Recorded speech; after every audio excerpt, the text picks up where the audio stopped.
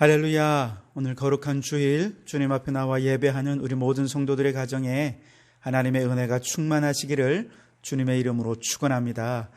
이 아침 우리에게 주시는 하나님의 말씀은 두 군데인데요. 먼저 사무엘상 16장 14절에서 23절 말씀 함께 보겠습니다. 여호와의 영이 사울에게서 떠나고 여호와께서 부리시는 악령이 그를 번뇌하게 한지라.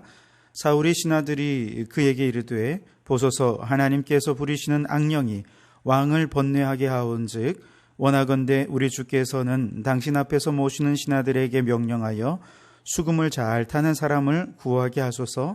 하나님께서 부리시는 악령이 왕에게 이를 때에 그가 손으로 타면 왕이 나으시리이다 하는지라. 사울이 신하에게 이르되 나를 위하여 잘 타는 사람을 구하여 내게로 데려오라 하니 소년 중 한 사람이 대답하여 이르되 내가 베들레헴 사람 이새의 아들을 본즉 수금을 탈 줄 알고 용기와 무용과 구변이 있는 준수한 자라. 여호와께서 그와 함께 계시더이다 하더라. 사울이 이에 전령들을 이새에게 보내어 이르되 양치는 내 아들 다윗을 내게로 보내라 하매 이새가 떡과 한 가죽 부대의 포도주와 염소 새끼를 나귀에 실리고 그의 아들 다윗을 시켜 사울에게 보내니 다윗이 사울에게 이르되 그 앞에 모셔 서매 사울이 그를 크게 사랑하여 자기의 무기를 드는 자로 삼고 또 사울이 이새에게 사람을 보내어 이르되 원하건대 다윗을 내 앞에 모셔 서게 하라. 그가 내게 은총을 얻었느니라 하니라. 하나님께서 부리시는 악령이 사울에게 이를 때에 다윗이 수금을 들고 와서 손으로 탄즉 사울이 상쾌하여 낫고 악령이 그에게서 떠나더라. 아멘. 이어서 마가복음 10장 45절 말씀입니다.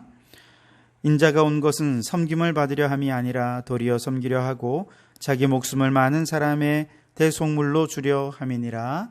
아멘. 우리는 지난 2주 동안 함께 하시는 하나님에 대해 함께 생각을 했습니다.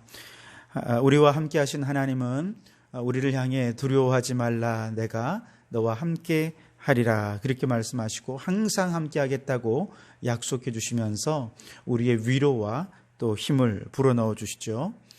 예수님은 십자가에 죽으셨을 뿐만 아니라 부활 승천하시고 그리고 지금은 성령으로 우리 가운데 함께 하시면서 우리의 삶의 주인이 되셔서 우리의 삶을 이끌어 주시죠.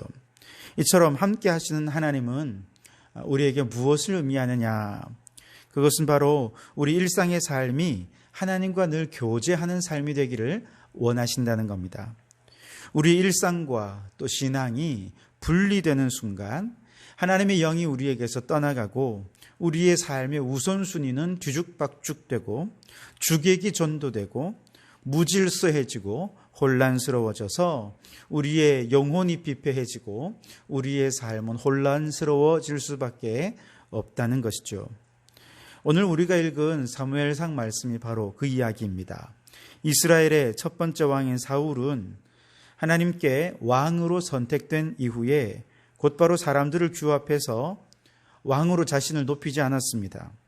그저 늘 하던 농부의 일을 계속했죠. 이 말은 그가 왕으로 선택된 이후에도 자만하지 않았고 왕의 특권을 남용하지 않았다는 것을 의미합니다. 그러다가 이웃나라 암몬이 군대를 이끌고 쳐들어오면서 나라에 큰 위기가 찾아왔고 사울이 백성들에게 군사 원정을 통해 길르앗 야베스를 구하자라고 소리를 높였을 때 백성들은 한 사람도 우물쭈물하는 자가 없었고 일사불란하게 그의 부름에 응해서 큰 군대를 이뤘고 대단한 승리를 거두게 됩니다. 처음 사울이 왕으로 선택되었을 때 사울의 능력을 의심했던 사람들이 사울을 이제 아주 훌륭한 장군으로서 훌륭한 왕으로 그를 점차 인정하게 되는 계기가 될 수 있었죠.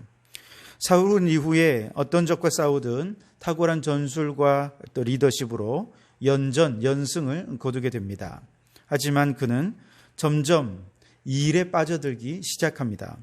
왕으로서 군대를 이끌고 전쟁을 하고 그리고 정치를 행하는 것이 왕의 일이 아니겠습니까? 그 일에 그는 점점 빠져들었던 것이죠.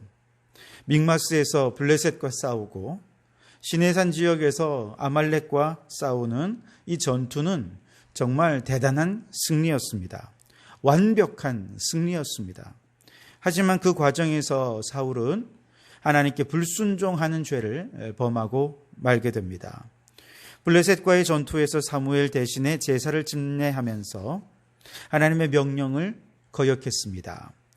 아말렉과의 전투에서는 어떤 사람도 짐승도 살려두지 말라 하는 하나님의 명령을 거역하고 살지고 기름진 짐승을 남겨두게 되지요. 사실 겉으로 보기에 두 번의 불순종은 큰 죄라고 보긴 어려웠습니다. 왜냐하면 부도덕하거나 혹은 부정한 일을 저지른 것이 아니었기 때문입니다. 게다가 군사 전략적인 측면에서 본다면 이 두 번의 행동은 굉장히 사리에 맞는 행동이기도 했습니다. 하지만 사울이 행했던 불순종은 모두가 다 예배와 관련이 있다는 점에서 굉장히 큰 치명적인 죄가 되었습니다. 블레셋과의 싸움에서 저지른 불순종은 사울이 사람들을 단결시키고 전투를 준비시킬 목적으로 임의로 하나님께 예배를 드린 것이었습니다. 아말렉과의 싸움에서 사울은 하나님께 예배하는 데 쓰기 위해서 가장 좋은 짐승을 남겨두게 되었죠.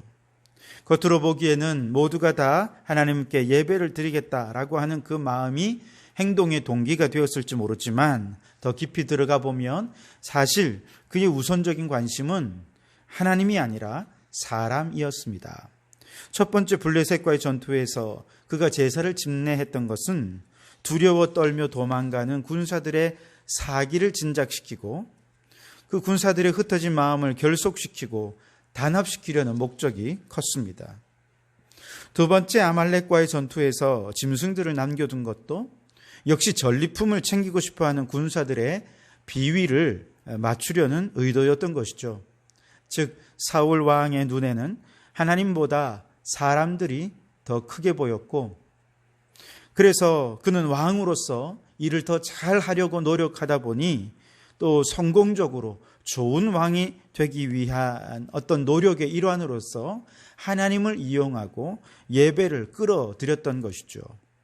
즉 사울 왕은 하나님을 자신의 일을 더 잘하기 위한 수단으로 혹은 방법으로 그렇게 사용했던 것입니다. 여러분, 일이란 무엇입니까? 하나님께서 지금 여러분에게 이 직장을 주시고 지금 이 사업장을 허락해 주셔서 일하게 하신 이유가 무엇이겠습니까? 그 일을 통해 하나님의 주권을 나타내고 하나님의 영광을 나타내라고 주신 예배의 자리가 바로 우리가 일하는 일터고 삶으로 드리는 예배가 바로 내가 하는 일이라는 것이죠. 사울 왕은 왕으로서 정치하고 군사를 이끌어 전쟁에서 승리하는 것이 그의 일이었습니다. 하나님은 그의 일을 통해 하나님의 영광이 온 땅에 드러나기를 원하셨습니다. 그 일을 통해 하나님은 예배를 받으시기를 원하셨습니다. 하지만 사울 왕은 왕의 일과 예배를 별개로 분리했고 급기야 자신의 정치와 또 전쟁의 승리를 위해 하나님과 예배를 수단과 도구로 이용해버리고 말았죠. 이것이 사울 왕이 하나님께 버림받은 이유가 되었습니다. 일과 예배가 분리되면서 수단과 목적이 바뀌었습니다. 주객이 전도되었습니다. 우선순위가 뒤죽박죽 되었죠. 결국 그의 영혼은 피폐해져 버리고 말았고 하나님의 영이 그를 떠나버리고 말았습니다. 하나님의 영이 떠난 바로 그 자리에 악령이 들어와 그를 번뇌하게 했다고 오늘 성경은 말씀합니다. 오늘 16장 14절 여호와의 영이 사울에게서 떠나고 여호와께서 부리시는 악령이 그를 번뇌하게 한지라. 여러분, 이것은 단지 사울만의 이야기가 아닙니다. 이 일에는 진짜 일이 있고 가짜 일이 있습니다. 우리가 어떤 일을 하면서 그 일을 통해 하나님의 주권을 표현하고 하나님께 영광을 돌려드리는 일이라면 그 일은 진짜 일이라 말할 수 있습니다. 그러면 그 일에는 질서가 있고 생명에 대한 존엄이 있고 인격적이고 인간적입니다. 여기에는 사람의 눈치를 보는 것이 아니라 하나님의 눈치를 보고 하나님만 의식하게 됩니다. 반면에 가짜 일은 일과 성취를 위해 사람들을 다그치고 쥐어짜고 비인격적인, 그래서 생명에 대한 존엄성이 없는 그런 일터가 되어버리고 말지요. 그리고 하나님을 자신의 성취를 위한 도구로 삼고 사람들 눈치를 보느라 하나님을 의식하지 않는 그런 모습들을 보게 되는 것입니다. 진짜 일에는 하나님의 영이 깃들지만 가짜 일에는 악령이 그를 사로잡게 되는 것입니다. 사울 왕은 왕이 된 이후에 열심히 일을 했지만 주객이 전도되었고 우선순위가 뒤바뀌며 가짜 일에 열심을 내는 사람이 되고 말았습니다. 그 결과 하나님의 영이 그를 떠나버렸고 악령이 그를 지배해 버리고 만 것입니다. 그래서 하나님께서는 이제 그를 버리고 이새의 아들 다윗에게 기름을 부어 그를 왕으로 세우게 됩니다. 기름 부음을 받는다는 것은 하나님께 고용된다는 뜻입니다. 고용된다는 것은 이제 하나님께로부터 할 일을 부여받는다는 의미가 되겠죠. 즉 하나님께서 기름을 부어 그를 세우신다라고 하는 것은 하나님께서 그에게 맡기실 일이 있다는 것이고, 그가 그 일을 잘할 수 있도록 하나님께서 힘주시고 능력 주셔서 반드시 그를 통해서 하나님의 일을 이루시겠다라고 하는 의지이기도 합니다. 기름 부음이란 일과 예배를, 하나님과 우리를 연결시켜주는 것입니다. 그리스도란 기름 부음을 받았다는 뜻이고, 그리스도인이란 기름 부음을 받으신 예수 그리스도를 따르는 사람들이라는 의미죠. 다시 말해 그리스도인이라고 하면 하나님께서 우리를 일과 예배를 서로 연결시키는 일을 맡기시기 위해 우리를 고용하셨다라고 하는 의미가 바로 거기에 담겨져 있는 것이죠. 그래서 모든 그리스도인은 각자의 삶의 자리에서 제사장으로서의 사명을 감당해야 되는데요. 목사는 교회의 제사장으로서 목회를 하고 예배를 인도하면서 하나님의 일을 하고 하나님께 영광을 나타냅니다. 가게를 하시는 분은 가게의 제사장으로서 그 가게가 하나님을 예배하는 예배의 조소가 되고, 손님을 상대하고 물건을 팔고 거래하는 모든 과정은 하나님의 영광을 위해 일하는 예배가 되는 것입니다. 그렇게 직장을 다니시는 분은 맡은 업무를 처리하고 또 그에게 주어진 프로젝트를 성공시켜서 그의 회사가 더 발전하게 하기 위해 헌신하는 모든 과정이 하나님께 드려지는 예배가 되고, 그는 바로 그의 일터에서 제사장으로 부름받게 되는 것이죠. 가정에 계신 주부들은 가족들을 위해 식사를 준비하고 빨래를 하고 설거지를 하고 집안의 대소사를 챙기는 모든 과정이 하나님께 예배하는 과정이 되고, 여러분은 일과 예배를 연결하기 위해 기름 부음 받은 가정의 제사장이 되는 것입니다. 하나님의 영이 떠난 사울을 대신해 다윗이 기름 부음을 받았다라고 하는 것은 사울 왕이 일과 예배를 분리시킴으로써 일상의 영역에서 하나님의 주권을 무시했던 것을 이제 다시 원상복구하려는 사명을 맡게 되었다라고 하는 것입니다. 요즘 KBS 드라마와 편스토랑이라고 하는 프로그램에서 장애인 아들과 함께 나와 활약을 하고 있는 오유나라고 하는 배우가 있습니다. 강남 중앙침례교회 집사님이신데요. 이번에 간증을 잠깐 나누고 싶습니다. 어릴 때 하나님을 사랑하고 교회를 봉사를 열심히 하시는 어머니 밑에서 자라면서 교회가 그녀의 놀이터가 되다시피 할 정도로 참 즐겁게 신앙생활을 했었습니다. 그런데 보증을 잘못 쓰면서 말도 못할 어려운 삶을 살던 중에 어느 날 전도하는 권사님들을 통해 정신 차리게 되고 다시 신앙을 회복한 이후에 그녀의 인생에 하나님이 얼마나 큰 복을 주셨는지 모릅니다. 자, 그러던 어느 한 해 너무 지치고 힘들어서 하나님 좀 쉬게 해 주십시오 기도했더니 정말로 하나님께서 1년 동안 작품이 없이 쉴 수 있는 기회를 주셨습니다. 그때 그녀는 일을 쉬면서 하나님의 일에 전념을 했습니다.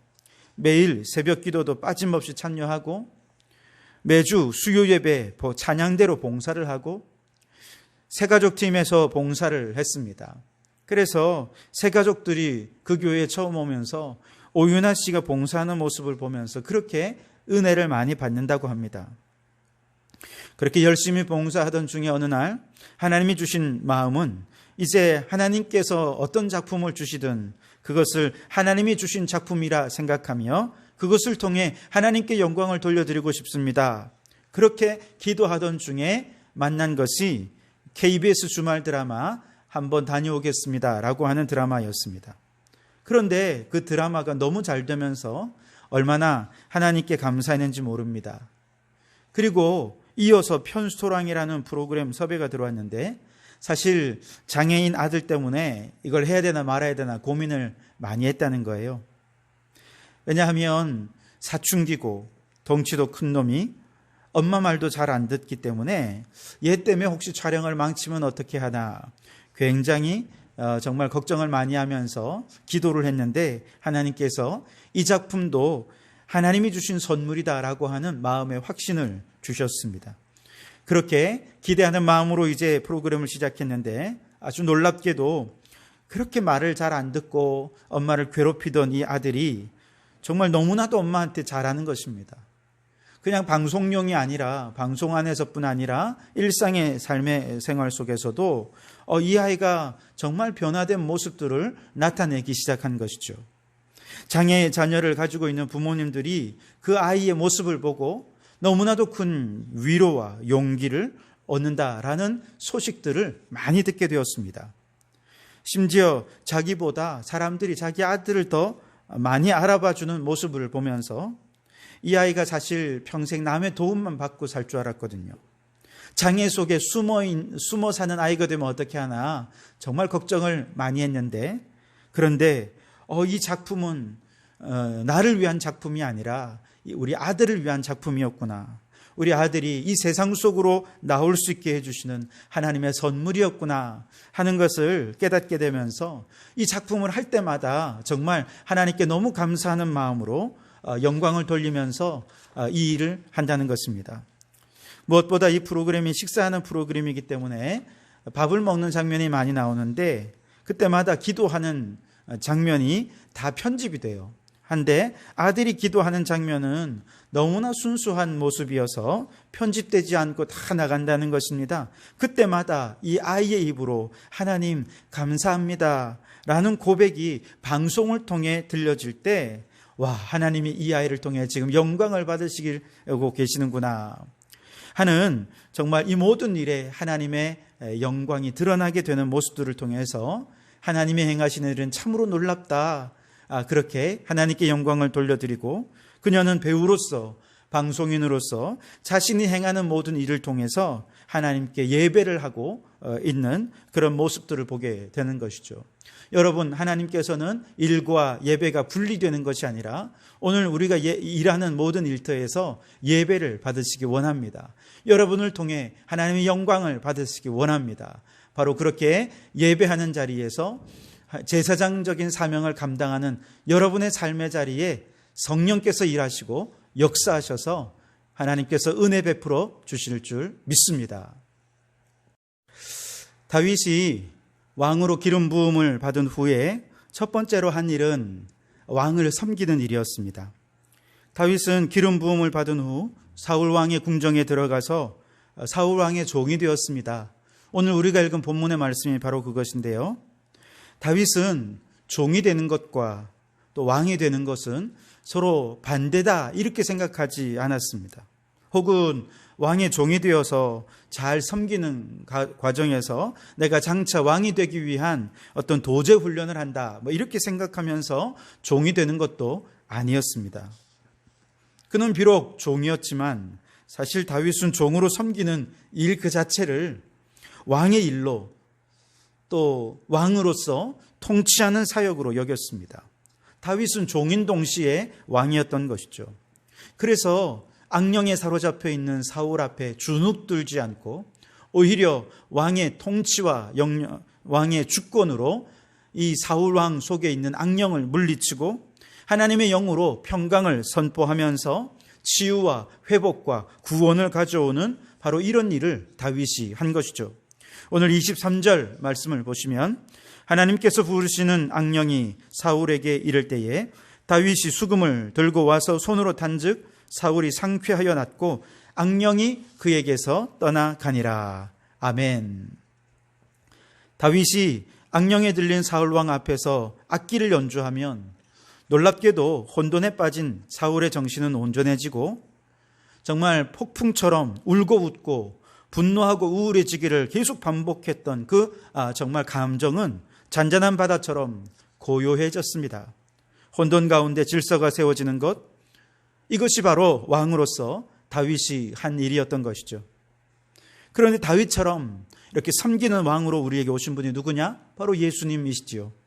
마가복음 10장 45절에서 인자가 온 것은 섬김을 받으려 함이 아니라 도리어 섬기려 하고 자기 목숨을 많은 사람의 대속물로 주기 위해 오셨다고 말씀하십니다. 왕이신 예수님께서 죄인된 우리를 섬기러 이 땅에 오셨습니다. 주님은 자신의 목숨을 많은 사람들의 대속물로 주시기까지 섬겨서 죄인된 우리들에게 생명을 주시고 천국 영생의 길을 열어주셨습니다. 왕 대신 주님의 섬김이 오늘 우리를 살렸다면 이제 주님을 따르는 그리스도인의 삶도 섬기는 왕이 되어야 하겠습니다. 우리가 직장에서 일할 때 마치 왕을 섬기는 왕 다윗처럼 섬기신 왕 예수님처럼 우리 그렇게 즐겁게 찬송하며 일할 수 있기를 바랍니다. 사장이든 말단 직원이든 상관이 없습니다. 아무리 사장이라도 그 입술에 찬송이 없으면 일이 막히고 곳곳에서 불협화음이 날 수밖에 없습니다. 그러나 말단 직원이라도 스스로 나는 기름 부음 받은 하나님 나라의 왕이다. 아무리 힘들고 어려워도 나는 왕으로서 오늘 내게 주어진 직무를 감당하리라.